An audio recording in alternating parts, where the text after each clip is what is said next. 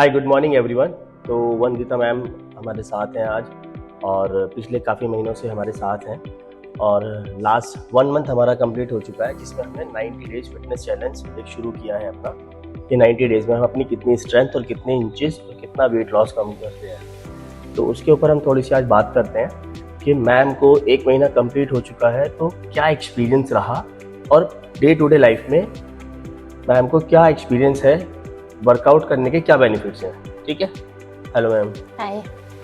तो बताइए कुछ कि आपको 1 महीना हो चुका है तो कैसा लग रहा है 90 डेज फिटनेस चैलेंज जैसे हमने शुरू किया है, तो उसमें वर्कआउट जो हमारा पैटर्न है उससे आपको क्या सीखने के लिए मिल रहा है, क्या स्ट्रेंथ बढ़ी है या डे टू डे लाइफ में आपको क्या अच्छा लग रहा है।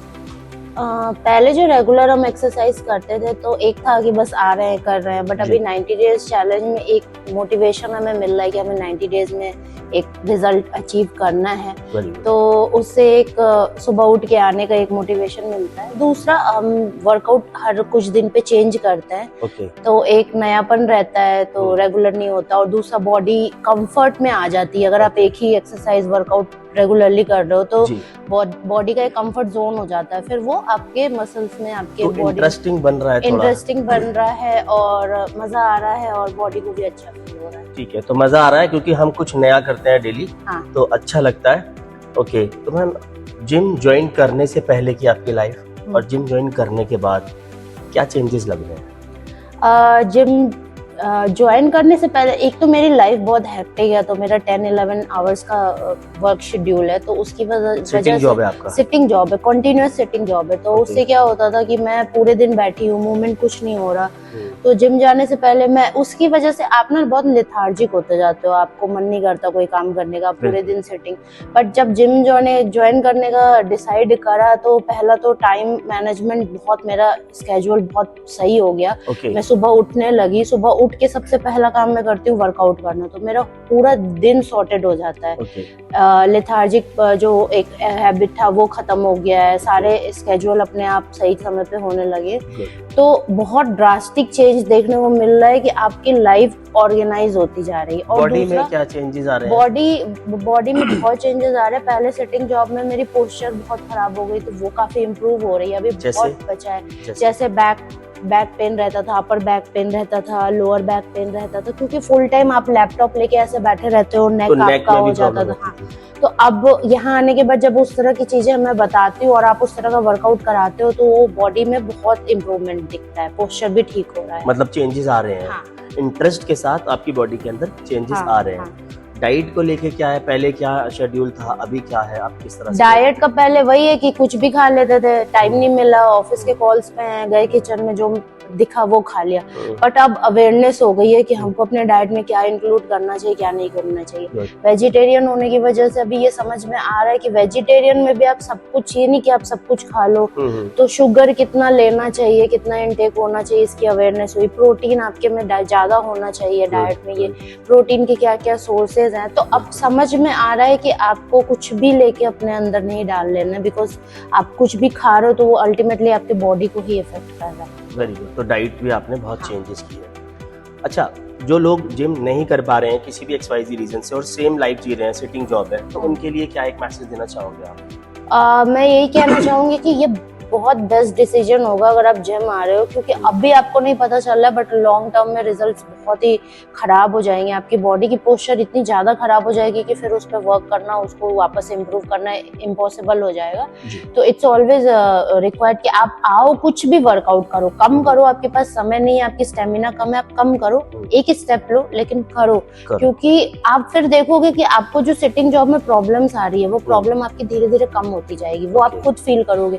बिना कुछ ज्यादा एक्स्ट्रा एफर्ट करे आपको खुद इम्प्रूव दिखेगा अपने बॉडी में। फीमेल्स के माइंड में ना एक मिथ है, मैं यही कहूंगा कि जिम करने से उनकी बॉडी लड़कों जैसी बन जाएगी। तो आपको इतना टाइम हो गया वर्कआउट करते हुए कि आपको ऐसा लग रहा है? नहीं, मेरी बॉडी कोई लड़कों जैसी नहीं बनी, बल्कि मेरे इंचेस बहुत लॉस हुए, जो जहाँ से मेरे कभी भी नहीं होते थे, मतलब जिन एरिया में मुझे लगता था कि मैं कभी भी पतली नहीं हो पाऊंगी, वहां पे भी इंचेस लॉस हो रहे हैं धीरे धीरे। और ये एक प्रोसेस है, ऐसा नहीं कि आपको ओवरनाइट आपको रिजल्ट मिल जाएगा, इट्स अ प्रोसेस। आप जितना रेगुलरली आओगे आपको अपनी बॉडी में उतना, ये कोई फास्ट ट्रैक आप नहीं कर सकते हो इस चीज को, तो आपको रेगुलरली आना पड़ेगा और आप रेगुलरली थोड़ा थोड़ा आपको रिजल्ट दिखता रहेगा। तो आपकी बॉडी लड़कों जैसी नहीं, लड़कों की भी कहाँ लड़कों की भी कहाँ हो रही है, इतना आसान नहीं है बॉडी वैसा बनाना, उसके लिए आपको बहुत एक्स्ट्रा एफर्ट करना होता है। अच्छा, स्ट्रेंथ में चेंजेस आए हैं आपको स्टार्टिंग में? हाँ, स्ट्रेंथ में बहुत चेंजेस आए हैं। पहले तो मैं 2-2.5 केजी के डंबल भी उठाना मेरे लिए बहुत मुश्किल था, मैं रैप्स नहीं निकाल पाती थी। अब मैं 7.5-10 तक करने लगी हूँ। डेडलिफ्ट में भी मैं 50, 55, 60 ऐसे धीरे धीरे ग्रेजुअली हम इंक्रीज कर रहे हैं। हाँ, मुश्किल है ऑब्वियसली, एकदम से आप नहीं उतना रिजल्ट अचीव कर पाते, लेकिन 1 महीने में ही जब मैं 50-55 पे आ गई तो आई एम श्योर कि 3 महीने में तो बहुत ड्रास्टिक चेंज आ जाएगा। लास्ट क्वेश्चन पूछना चाहूंगा कि आपका एक्सपीरियंस मेरे साथ कैसे रहा? मतलब मेरी पर्सनल ट्रेनिंग जो आप ले रहे हो, मेरे सेशन का क्या फीडबैक है? मैं बहुत ज्यादा पहले, हाँ, नहीं, मैं बहुत स्केप्टिकल थी पहले पर्सनल ट्रेनर लगाने के लिए, क्योंकि लोग अक्सर ये बोलते हैं कि पीटी तो खाली ऐसे बेवकूफ बनाने वाला काम होता है, पैसे खर्च वाले होते हैं। बट मैं ये कहती हूँ, आज आप अपनी हेल्थ में इन्वेस्ट कर रहे हो, अगर नहीं करोगे तो कल आप हॉस्पिटल के चक्कर लगाओगे और यहाँ से 4 गुना 6 गुना ज्यादा खर्च करोगे। और आप जा रहे हो, आप कैफेज में जा रहे हो, आप कहीं और जा रहे हो, आप अंधा पैसा खर्चा कर रहे हो, आपको वहां पे नहीं अखर रहा, लेकिन आप अपनी हेल्थ पे खर्च कर रहे हो, तो लोग 4 बार ऐसा नहीं। हाँ, पहले भी मैंने 1-2 जिम ज्वाइन किए थे, बट मेरा पीटी का जो एक्सपीरियंस था वो अच्छा नहीं था। बट आपके साथ ऐसा था कि आप समझते हो कि मैं नहीं, अगर मैं कह रही हूँ कि मैं नहीं उठा पाऊंगी, तो ये आप कोई जबरदस्ती नहीं करते कि आपको उठाना ही है, आपको वेट उठाने, मतलब वेट उठाने पे आपका फोकस नहीं रहता, आप धीरे धीरे ग्रेजुअली 1 by 1 आप इजीली मुझसे करवाते। मुझे खुद को भी नहीं पता चला कब मैं इस लेवल तक आ गई। तो ये एक बहुत ही प्लस पॉइंट है आपका कि आपके खुद के क्लाइंट को पता नहीं चलता कि आपने कितना इजीली उनको ऊपर उठा दिया, उनकी मतलब स्ट्रेंथ को, कैपेसिटी को, ये सबको आपको कैसे इम्प्रूव। थैंक यू फॉर मेरे फीडबैक देने के लिए। और लास्ट सिर्फ यही कहना चाहूँगा कि फिटनेस है तो आप जुड़े रहिए सब। और आप कब तक जुड़े रहेंगे इसमें? मैं तो अभी बहुत लॉन्ग टाइम जुड़ी रहूंगी। अच्छा। मुझे अब इसको हैबिट में डालना है, लाइफ का पार्ट मुझे बनाना है, जो कि मैं ऑलमोस्ट बना ही चुकी हूँ। बट ऐसा होता है कि आपको कभी मन नहीं करता जाने का, वो ठीक है, वो सबके साथ होता है। आप रेगुलर नहीं करना, जैसे कभी ऑफिस का काम करने का नहीं मन होता, बट आपको अपने आप को पुल अप करना है और वापस से लेके आना है इसको, पार्ट ऑफ लाइफ। जैसे हम खाना खाते हैं, जैसे हम सोते हैं, वैसे हमें वर्कआउट करना भी जरूरी है, बस।